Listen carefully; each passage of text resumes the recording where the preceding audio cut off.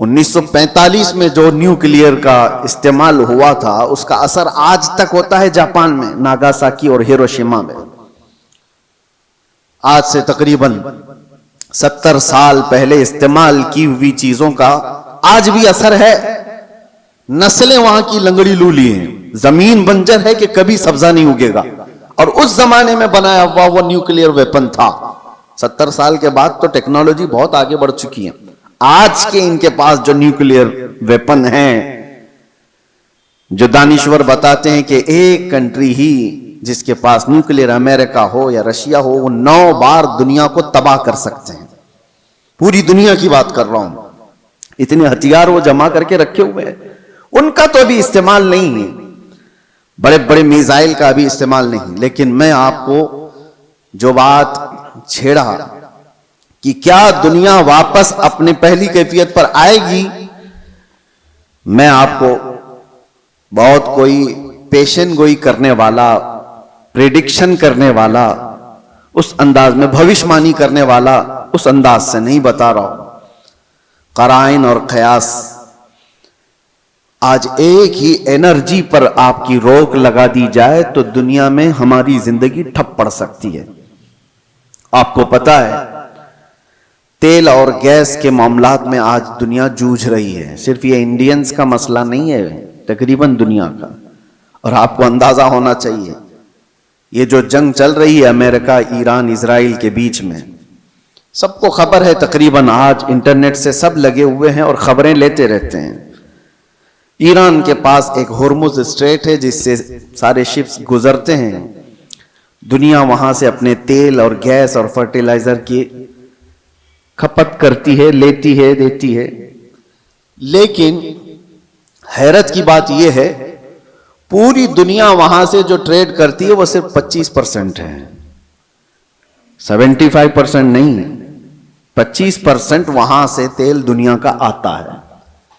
مجھے حیرت اس بات کی ہوتی ہے کہ ایران نے صرف 25% پہ روک لگائی تو ابھی دنیا اس کی حالت یہ ہے، صرف ابھی 20-25% کو روکا گیا ہے، سپلائی چین رک گئی ہے، تو ابھی سے لوگ پینک ہونا شروع ہو چکے ہیں۔ یہ تو ابھی آپ کو اندازہ نہیں، چند دنوں کے بعد جو حالات آنے والے ہیں اللہ ہی خیر کرے، شاید ہم لوگ لاک ڈاؤن سے بھی بری حالت کی طرف جا سکتے ہیں، اللہ بچائے۔ یہ تو صرف 25% پر اگر کسی نے روک لگائی ہے تو دنیا پینک ہو رہی ہے۔ میرے عزیزوں، وہ وقت آئے گا، میرے آقا صلی اللہ تعالی علیہ وسلم نے جو قیامت کے قریب ہونے والی نشانیاں بیان فرمائی، اس میں سے بڑی نشانیوں میں ایک نشانی یہ بھی ہے کہ قتل اور خون ریزی بہت بڑھ جائے گی، اتنی زیادہ کہ ایک باپ کی اگر 100 اولاد ہیں تو 99 مر جائیں گے اور ایک بچے گا۔ قتل اور حرج اتنا بڑھ جائے گا، مال کی کثرت ہو جائے گی، یہ بھی حدیث پاک میں ہے، جو قیامت کی نشانیاں ہیں اس میں۔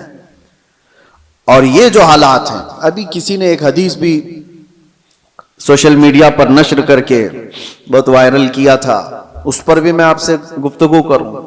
ایک حدیث ملتی ہے، اذا رأيتم عمود احمر قبل المشرق، جب ایسٹ کی طرف سے، اب یہ تو ایریا پورا میڈل ایسٹ ہی ہے، مشرق کی طرف سے تم آگ کا ستون دیکھو تو حضور فرماتے ہیں فَادَّخِرُوا طَعَامَ سَنَتِكُمْ، تو اپنے 1 سال کا کھانا جمع کر لو۔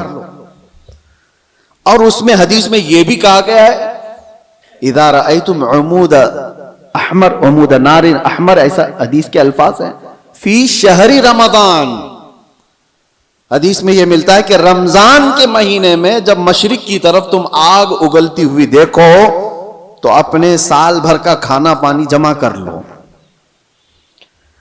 اب ایک طرح سے اس حدیث پر جو کلام ہے وہ بھی میں عرض کرتا ہوں، اکثر ائمہ اکرام نے اس حدیث کو ضعیف قرار دیا ہے، اور ضعیف احادیث بہت ساری اعمال میں مقبول ہوتی ہیں، لیکن جن ائمہ نے اس کو ذکر کیا، اب اس کی تشریح ہم یہ نہیں کہتے کہ جس آگ کا اور جس ستون کا ذکر آیا ہے وہ یہی جنگ کے متعلق ہے اور یہی ایران سے نکلنے والی آگ کا ہے، یہ ہم یقین کے ساتھ نہیں کہتے، لیکن الفاظ یہ ملتے ہیں کہ مشرق کی سمت سے اگر تم آگ کا مینار دیکھو، یہ میزائل جب اڑتے ہیں تو یہ آگ کا مینار ہی بن جاتے ہیں، آگ کا ستون بن جاتے ہیں۔ بہرحال بہت ساری علامات ایسی ہیں میرے عزیزوں جس سے یہ اندازہ تو ہے کہ یہ آپس میں دنیا کو تباہ کریں گے، یہ طاقتیں ٹکرائیں گی اور دنیا کو تباہ کریں گے۔ عام لوگوں کی موت کثرت سے ہوگی، بڑے لوگ اپنی اپنی سیکیورٹی اور اپنی حفاظت کا انتظام کر کے بیٹھے ہوں گے، عام انسانوں کو مرنے کے لیے چھوڑ دیا جائے گا۔ جنگوں میں سب کی تباہی ہے، کہنے کو تو امریکہ کل اعلان کر دے گا کہ ہم جیت گئے، جیت کس بات کی ہے؟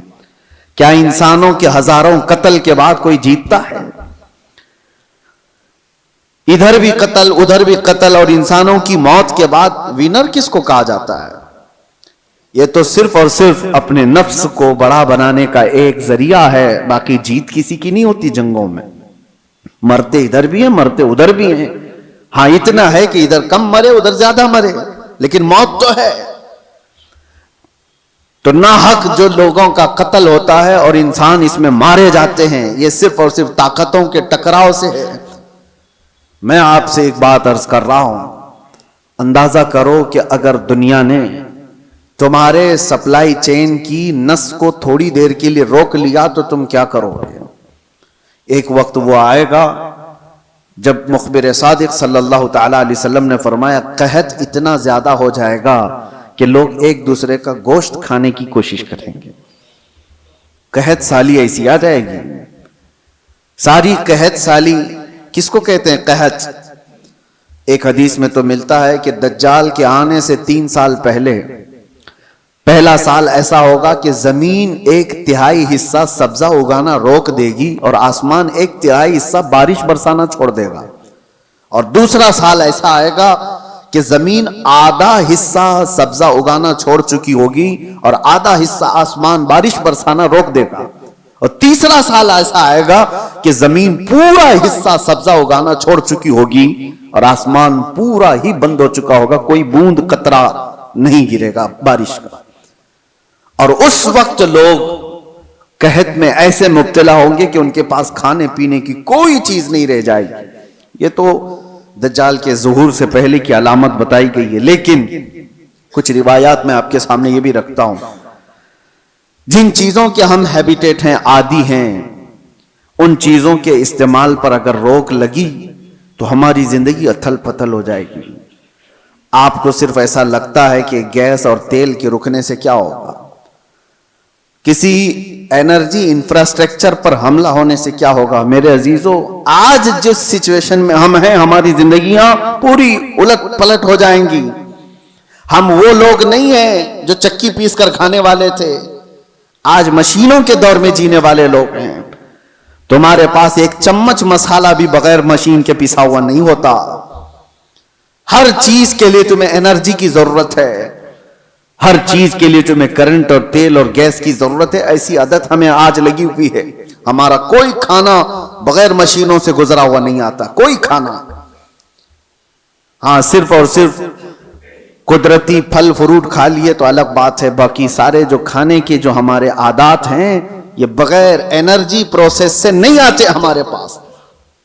کل کو جب یہ سواریاں رک جائیں گی، جب یہ نقل و حمل ایک جگہ سے دوسری جگہ جانے کے ٹرانسپورٹ اور کمیونیکیشن سب رک جائے گا تو لوگوں کے اندر کا ایک پاگل پن باہر آئے گا۔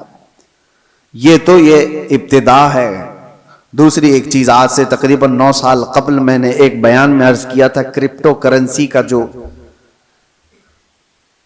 یہاں پر دنیا میں رواج لانے کی کوشش کی جا رہی ہے، اس سے کیا ہونے والا ہے؟ ایک بات میں آپ کو بتاؤں، ان قریب ایسے حالات آئیں گے کہ آپ کا مال و دولت سب ختم کر دیا جائے گا، آپ کے جیب میں جو یہ سکے اور پیسے ہیں ایک دن یہ سب نکل جائیں گے، ویسے بھی ابھی آدھے سے کم رہ گئے آپ کے پاس۔ آپ کی جو دولت ہے وہ سب آپ کے بینکوں میں ہے اور آپ موبائل لے کر کے گھومتے ہیں یا ATM کارڈ لے کے گھومتے ہیں۔ آپ کو بینک نے صرف اتنا بتایا اتنے ڈیجٹ ہیں آپ کے پاس پیسے، آپ کو بھی یقین ہے 10 لاکھ روپے آپ نے بینک میں جمع کیا اور 10 لاکھ کا ڈیجٹ آپ کو بینک نے دے دیا آپ کے موبائل کے میسج پر، اور آپ کو یقین ہے میرے پاس 10 لاکھ ہیں، پکڑنے میں کچھ بھی نہیں آپ کے پاس، اور نہ ہی روز جا کر کے آپ بینک کا مشاہدہ کر رہے ہیں کہ میرے جو نوٹ دیا تھا وہ ہیں کہ نہیں ہے کہ نہیں ہے، آپ کو اس سے کوئی مطلب نہیں۔ بینکوں نے آپ کو ایک ضمانت دے دی کہ آپ کے اتنے پیسے ہمارے پاس ہیں، ضمانت کیا ہے؟ صرف میسج ہے، وہ ڈیجٹ ہے، وہ نمبرز ہیں، انہی نمبرز پر دنیا جی رہی ہوگی۔ ابھی یہ رواج اور بڑھتا جائے گا، آپ جو کیری کرتے تھے سکے اور نوٹ وہ بھی ختم کر دیے جائیں گے، کچھ نہیں ہوگا کسی کے پاس، اور سارا ٹرانزیکشن آپ کا جو چلتا ہے وہ انٹرنیٹ سے چلتا ہے۔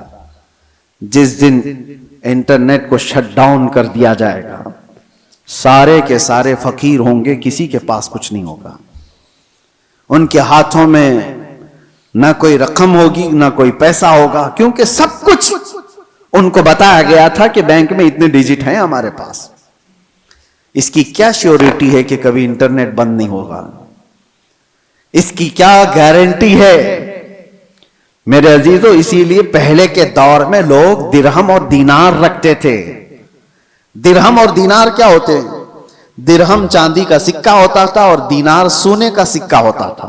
حکومتیں چاہے جتنی بھی بدل جائیں، دینار کو آپ میلٹ کرتے تو سونے کی ویلیو ہمیشہ رہتی، چاندی کی ویلیو ہمیشہ رہتی، لیکن یہودیوں نے درہم اور دینار کو ہٹا کر کے کرنسی نوٹ لائے، کاغذ کے ٹکڑے جو آج ہماری جیب میں ہیں، 100 کا ہے، 200 کا ہے، 500 کا ہے، 2000 کا، جو بھی نوٹ ہیں، ڈالر ہو کہ یورو ہو کہ پاؤنڈ ہو کہ روپیہ ہو، سب کاغذ پہ ہیں، اور اس کاغذ کی ویلیو صرف اس لیے ہے کہ گورنمنٹ نے کہا ہے اس کی اتنی قیمت ہے، اور جس رات کو اعلان کر دے کہ کل سے یہ نوٹ نہیں چلنے والی، وہ سارے کچرے کے باؤ میں بھی نہیں جاتے، وہ کاغذ کے ٹکڑے ہیں، ردی پیپر ہو جائیں گے جس دن اعلان ہو جائے، اور ہو چکا ہمارے ہاں۔ تو ایک بار رات میں اعلان ہو گیا کہ 500 کے نوٹ، 1000 کی نوٹ بند ہو گئی، ختم ہو گیا، وہ پیپر کہاں ہے آج؟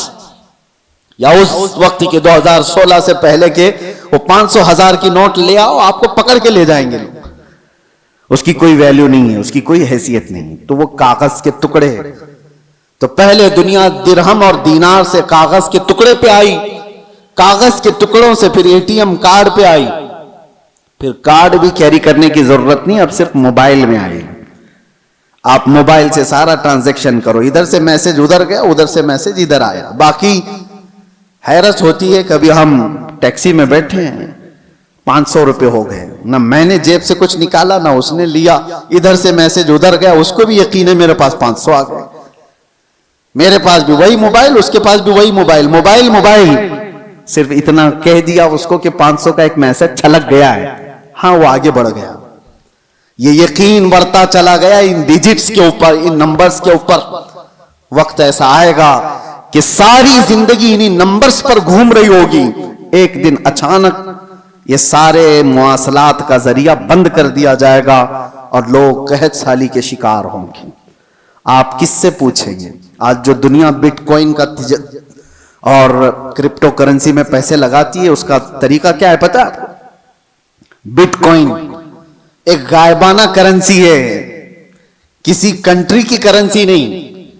ڈالر آپ نے دیکھا ہے، یورو آپ نے دیکھا ہے، پاؤنڈ انگلینڈ کا آپ نے دیکھا، روپیہ بھی دیکھا ہے۔ بٹ کوئن کیا ہے؟ وہ دیکھا ہی نہیں کسی نے، وہ ہے ہی نہیں، وہ ایک کرمنل دنیا چلاتی ہے، اور انہوں نے اپنی ایک قیمت اس کی لگائی ہے، اور روز بڑھتی جاتی ہے قیمت، 40 لاکھ 50 لاکھ 60 لاکھ ایک بٹ کوئن خریدنے کے لیے لوگ پیسے لگاتے ہیں۔ آپ نے 60 لاکھ روپے دے کر ایک بٹ کوئن خریدا، سامنے والے نے کہا کہ ہاں ایک بٹ کوئن آپ کا ہے، کہاں ہے وہ؟ اس نے نمبر دیا ہے خالی، کوئی سونا اور چاندی اٹھا کے نہیں دیا، کوئی گارنٹی نہیں ہے۔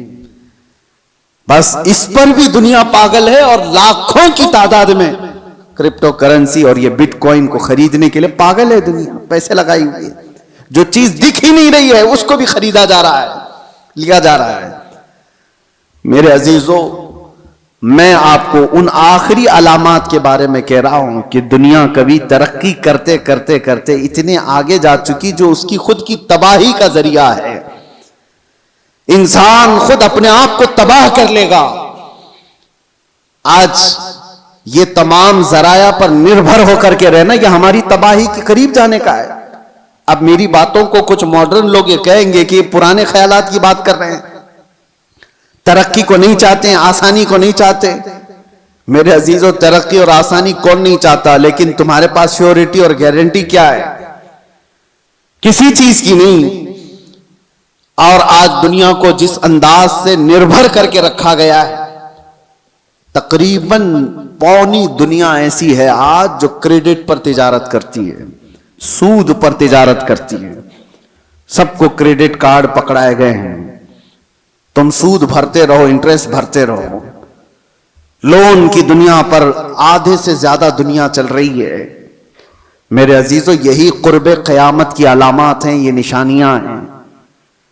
میں آج ہی پڑھ رہا تھا حدیث پاک، حضور صلی اللہ تعالی علیہ وسلم کی ایک حدیث ہے، لوگ زنا راستے پہ ایسا کر رہے ہوں گے جیسے گدھے اور کتے کرتے ہیں. اور اس زمانے میں سب سے شریف آدمی کون ہوگا پتا ہے آپ کو؟ زنا کر رہے ہوں گے لوگ ننگے ہو کر کے، ان میں سب سے شریف آدمی وہ ہوگا جو یہ کہے گا کہ بھائی تھوڑا دیوار کے پیچھے چلے جاؤ. وہ صرف اتنا کہنے والا اس زمانے کا سب سے شریف آدمی ہوگا. جو گناہ کر رہا ہے ان سے صرف وہ اتنا کہے گا کہ دیوار کے پیچھے چلے جاؤ. اتنا کہنے والا اس زمانے کا شریف آدمی ہوگا. وہ زمانہ قریب ہے میرے عزیزوں. اور یہاں تک کہ ایمان والوں کو لوگ تانا مار رہے ہوں گے. اس کو دیکھو، یہ مسلمان ہے، اس کو دیکھو، ایسے تانا مار رہے ہوں گے جیسے چوروں کو تانا مارا جاتا ہے. ایمان پر زندہ رہنا اور قائم رہنا ایک بڑا مشکل ہو جائے گا. آج آپ کے سامنے میں یہ ساری باتیں اس لیے رکھ رہا ہوں کہ ہم قبرستان کی طرف سے گزریں گے تو یہ احساس کریں گے جو قبر میں سویا ہے وہ کتنا محفوظ ہے، کاش اس کی جگہ میں ہوتا. حضور نے فرمایا، حدیث ہے یہ، قیامت کے قریب تم قبرستان سے گزرو گے تو یہ تمنا کرو گے کہ قبر میں سویا ہوا آدمی کتنا اچھا ہے کہ وہ مجھ سے پہلے دنیا میں فتنوں سے محفوظ چلا گیا. آج یہ سارے فتنے وہ نہیں دیکھ رہا ہے. ایک بات آپ یاد رکھ لینا، یہ جنگوں کے حالات دنیا کو ابھی بدل کے رکھنے والے ہیں. اگلے سال تک اللہ نے اگر زندگی دی تو دیکھنا دنیا کا نقشہ بدل چکا ہوگا، جینے کے انداز بدل چکے ہوں گے. بہت ساری نئی چیزیں آپ کو سننے میں آئیں گی اور دیکھنے کو ملیں گی، طور طریقے بدل چکے ہوں گے. اچانک ہونے والے حالات پوری دنیا کو اکثر بدل کر رکھیں گے. اس لیے ہر گھڑی آپ ایکٹیو رہو کہ ایمان کے ساتھ دنیا سے جانا ہے. ان فتنوں کے دور میں ہر گھڑی آپ اپنے ایمان کی حفاظت کی فکر کرو. اب جو دور آ رہا ہے اس سے خطرناک دور دنیا کی ابتدا سے لے کر اب تک نہیں آیا، کبھی نہیں. اس سے زیادہ خطرناک دور کبھی پہلے نہیں آیا. جو آنے والا ہے وہ دجال کے ظہور کا زمانہ ہے. نبی اکرم صلی اللہ علیہ وسلم نے فرمایا، روئے زمین پر سب سے بڑا فتنہ ہوگا دنیا کا. اور نبی آخر الزمان خود دعا کرتے تھے اللہ کی بارگاہ میں کہ اللہ مجھے دجال کی فتنوں سے محفوظ رکھ. تو سید الانبیاء جس کی دعا کر کے پناہ مانگتے ہو، ہمارا حشر کیا ہوگا، ہمارا حال کیا ہوگا. جس کو بچنے کی فکر ہوگی اللہ اس کی حفاظت کرے گا. جو بچنے کی فکر ہی نہیں کرتا ہو، خوف ہی نہ ہو اس کے دل کے اندر، پھر تو وہ ختم ہو جائے گا.